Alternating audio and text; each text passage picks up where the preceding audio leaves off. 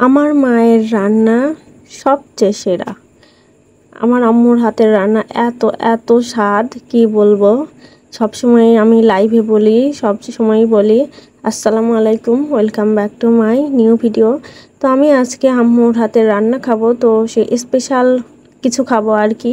তো এদিকে বের হয়েছি, বের হওয়াতে এখন দেখি বাসার সামনে হাতি।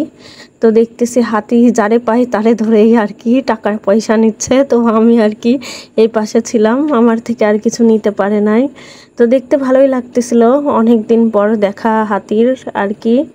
বাসার এইদিকে আসছিল, তো সবার থেকেই টাকা নিচ্ছে।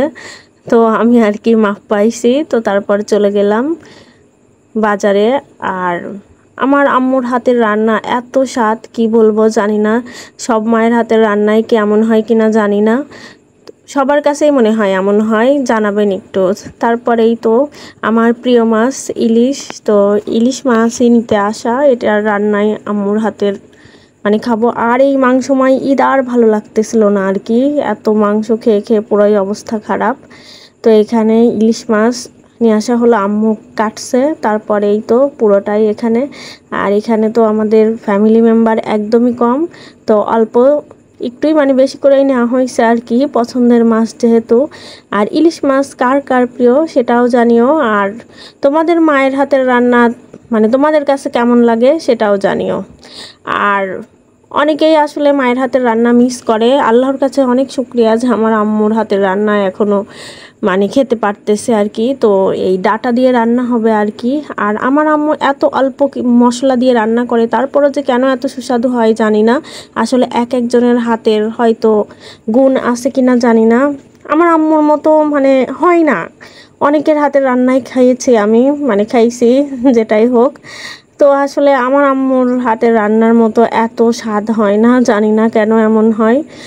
তো সবারটা কিন্তু অবশ্যই জানায়ও। আর আমি দেখো তোমাদের দেখাই দিচ্ছি আমার আম্মু কিভাবে একদম অল্প মশলা দিয়ে রান্না করে। আর আম্মু বলে ইলিশ মাছে নাকি বেশি মশলা দিতে হয় না, তাহলে স্বাদ নষ্ট হয়, মানে স্বাদ নষ্ট হয়ে যায়।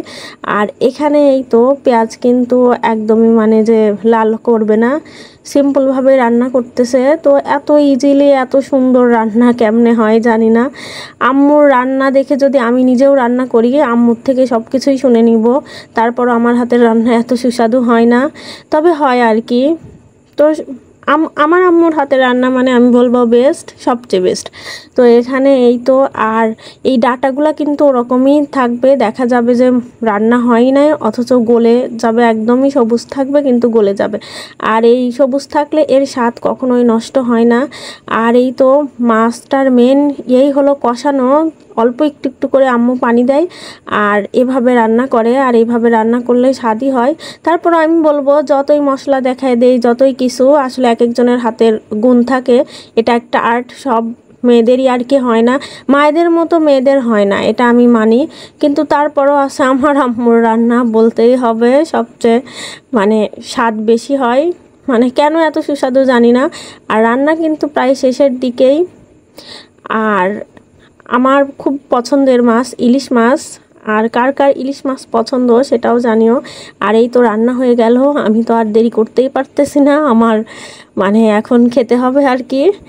তো আমি কিন্তু মানে এই মাছ আমার প্রিয় সেটা জানালাম, তোমাদেরটাও জানিও। আর আমি এদিকে দেখো শাক লাভার, আগে শাক খেয়ে নিচ্ছি, কারণ শাক আগে, মাছ আগে খাইলে শাকের স্বাদটা পাবো না, তো এই জন্য শাকও প্রিয়। তো ভিডিওটা কেমন হয়েছে জানিও, আর তোমাদেরটা কিন্তু শেয়ার করো। আজ পর্যন্তই, আল্লাহ হাফেজ।